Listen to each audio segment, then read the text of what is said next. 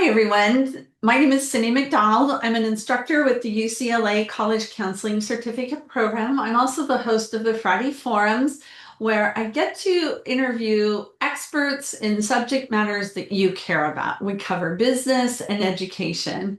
And in my UCLA classes, we cover a lot of different things that are important as you work as an advisor with students and families. And today I'm so honored and privileged to have with me one of my former students, Claire Gonzalez. And we worked together when she was a senior in high school, and she went through the writing workshop with me. So we're going to talk about that today. So, Claire, thanks for being with me today. Of course. So tell us a little bit about information about yourself. Explain to people where it is that you live, where are we located, and what your high school experience was like a little bit. Yeah, I'm from Visalia, California. I currently attend the University of Miami. I'm majoring in global health, probably double major in sports medicine on the pre-med track. My high school experience, I was involved in quite a bit throughout high school. Most of my emphasis was probably on volunteer experience throughout like clubs like California Scholarship Federation. I was the vice president for that my senior year. I started during COVID, I started Brainiacs mentoring with a couple of my friends. It was like a collective group thing. We all started it, which was a free online tutoring service, and we continued that for about a year and a half. I had a really big emphasis on water polo and swim throughout my high school career. I played competitive club up in Fresno for water polo for 3.5 years throughout high school. But I played that sport for about 6 years. And then I also did swim throughout high school as well. I was involved in some other clubs too, like Club 55, which is a mental health advocacy club. And yeah, that was probably, oh, and I also did some outside work too. I volunteered at local free clinics, both in my area and then one at the Central Coast. So yeah, that was what I was involved in high school. And you took a pretty rigorous curriculum too I at your did. high school, right?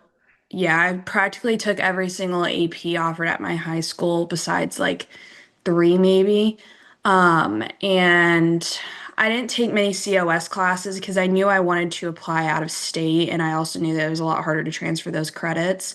And I also wanted to challenge myself. APs had a reputation of being really hard, but I learned a lot throughout those classes, and I'm really glad that I did because it provided a pretty good basis for critical thinking, I would say, that I just use for everyday life. And yeah, so I took all of those. I took the tests, which thankfully they transferred to University of Miami. So all of my AP credits, because I got fours and fives in the tests, I have credit for all of that at my school. And yeah, that was probably I did I forget anything? No, you covered a lot, and you Okay. were yeah you were a very well-rounded student, and you were very um, dedicated and cognizant. You were very purposeful in the things that you did, and so Yeah. just to let people know, Visalia is in the part of California, so we're in the part of California most people don't know about. We're between LA and San Francisco. People go through our town to go to Sequoia National Park. So that's our claim to fame. It's a beautiful place, very agricultural area, very different from LA or San Francisco. So share a little bit about the range and type of colleges that you decided to apply to. I applied to 16 colleges. I applied to a decent amount of privates all over the US. I applied to my top ones on the West Coast were probably Santa Clara, LMU, Gonzaga, and I would say those were my top ones that I was really looking forward to on the West Coast. I applied to, I would say, I applied to Berkeley, LA, UCSB, and I think that was it. Yeah, that was it for the UCs. And then for state schools, I applied to San Diego State. Um, I think that was the only state school I applied to. Yeah, that was the only state school I applied to. But I Yeah. also applied to University of Oregon, which was another public school on the West Coast. And then throughout the US, I can bring up the list. I had a decent amount of reach schools. So I applied to Yale, Vanderbilt, University of Miami, um, I'm Tulane. going. Tulane, yes, that was a big one for me. Um, University of Richmond and Wake Forest and USC. Yeah, that was pretty much it, I would say. Yeah. Yeah. So as you were preparing and applying, getting ready to apply to these schools, I offer a writing workshop for my students. And so you were one of my students that went through that writing workshop. What would you say your anxiety level was as you were going into the college essay process? Because you had a lot of colleges, there were a lot of supplementals. So how were you feeling about that? On a scale Uh, like 1 to 10, where were you at? Probably like an 11. I was a mess because, yeah, I applied. I looked at how many supplementals there was for how many colleges I was applying to. There was a lot. And I knew I had a lot of activities and I did them with a purpose. They all kind of matched into what I wanted to do, but I didn't know how to articulate that in an essay and necessarily show like growth throughout my high school career to the colleges. So I kind of just had a list and I didn't really know what to do with it. That was kind of my thing. Mhm. Yeah, yeah. So then coming into the writing workshop, what was the most helpful for you over those two? So we spent an hour and a half on one day, and then you went and worked on a draft, like a free write, and then came back and we spent another hour and a half. So what would you say was the most helpful to you about the writing workshop over those 2 days? I would say the first thing that was most helpful was just organizing all my activities and the things that had the most importance, putting that into a list. And then, of course, the drafts. I would say the rough drafts were and the constant editing was the most helpful part because I started with one, but I completely steered away from how I was originally writing it because I wrote it like I was in class, not necessarily for a college application. Right. And that type of switch is kind of hard to do if you don't have someone that is like guiding you through that process. So you were really helpful with that. But it was also just writing the drafts over and over and kind of doing them with different activities. My main Common App essay was about sewing, but I also had two other drafts about that. One was about water polo, and I forgot what the other one was about. But we made a list and then we just filtered through and then picked the best one. And then the ones that weren't necessarily perfect for just the Common App main essay, we use that for supplementals. So I would say just organizing all of my activities into like what was most important and then just redoing the drafts over and over again to get the hang of writing for colleges was the most helpful. Oh, good, good. And so one of the things that I have you do as students is bring in your activity list and Hmm. then we take it a step further. And Yeah. so, and you just like put everything, you put the whole kitchen sink, everything you ever done, anytime hours. It's always easy to filter out the things later on, Hmm. but starting with that. But then we shift the focus to experiences. Because no matter what you do, there are experiences that go with those. And so, do you remember the World Graphic Organizer with 4 different boxes?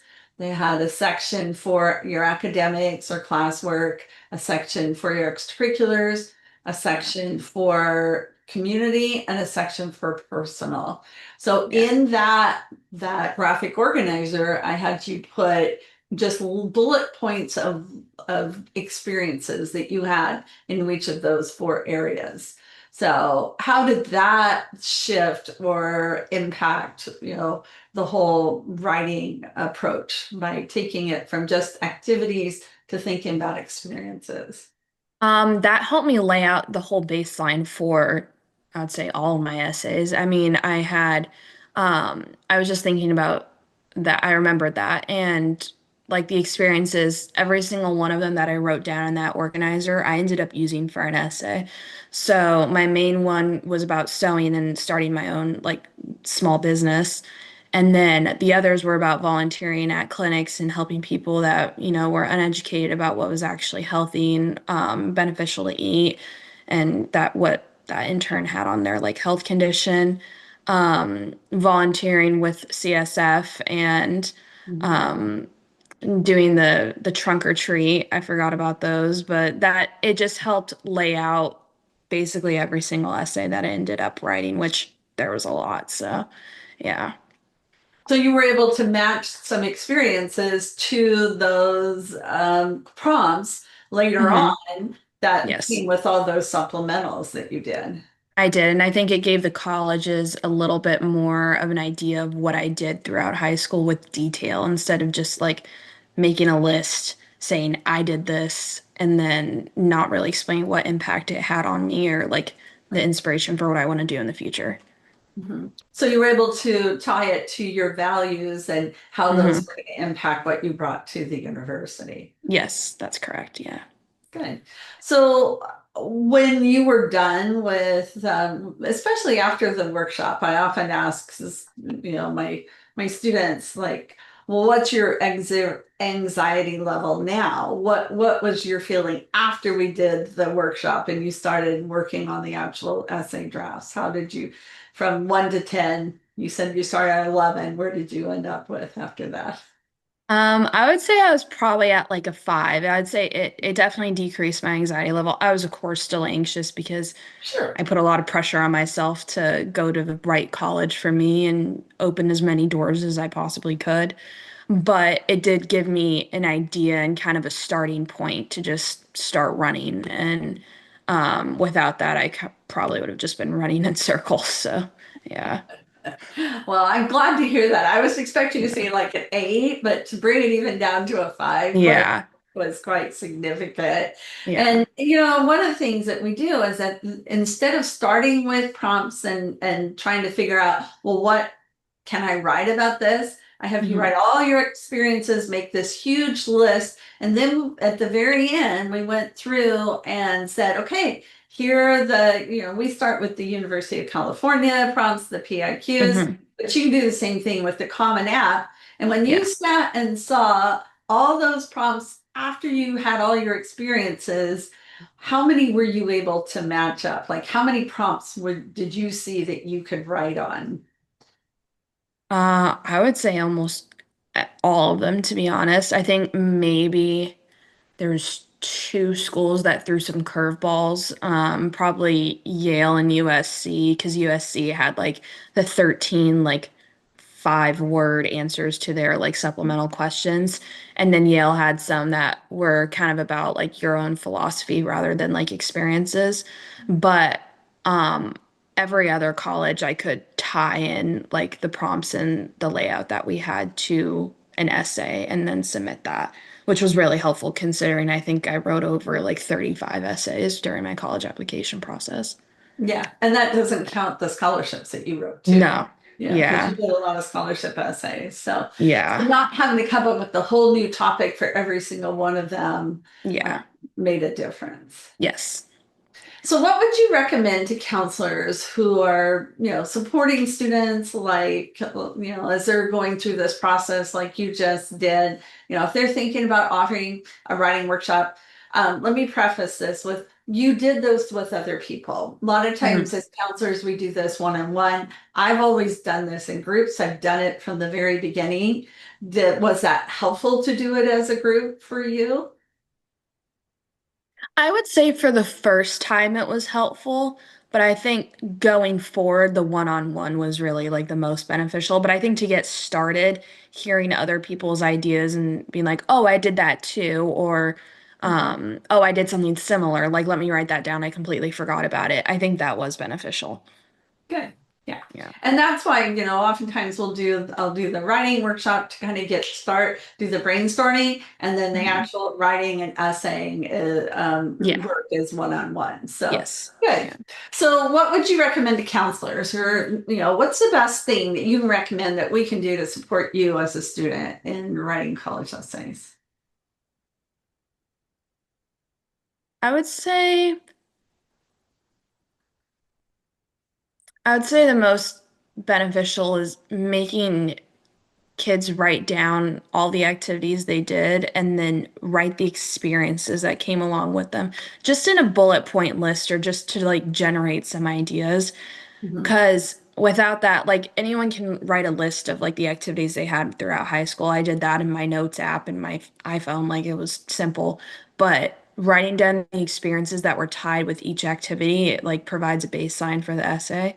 So I would say kind of just having counselors really emphasize what did you do with that Mhm. um, is the most beneficial. Another thing I would say that you were really helpful with, that I think a lot of counselors should also like keep in mind is expanding the college list because I know a lot of kids throughout like the college admissions process at my high school, they they were only told about the UCs and the state schools. It kind of like constricted their college list. A lot of them didn't even think about privates outside or public schools, even outside the state, or even some privates in state because they automatically thought too expensive. But there are merit scholarships that come along with those colleges, which are incredibly helpful. And most kids don't know about them. So I would say, like, also if counselors could like bring some more ideas for what they think like their students' personality would fit college wise that's out of state or like out of their realm of like immediate just UCs or state schools. Good. Yeah.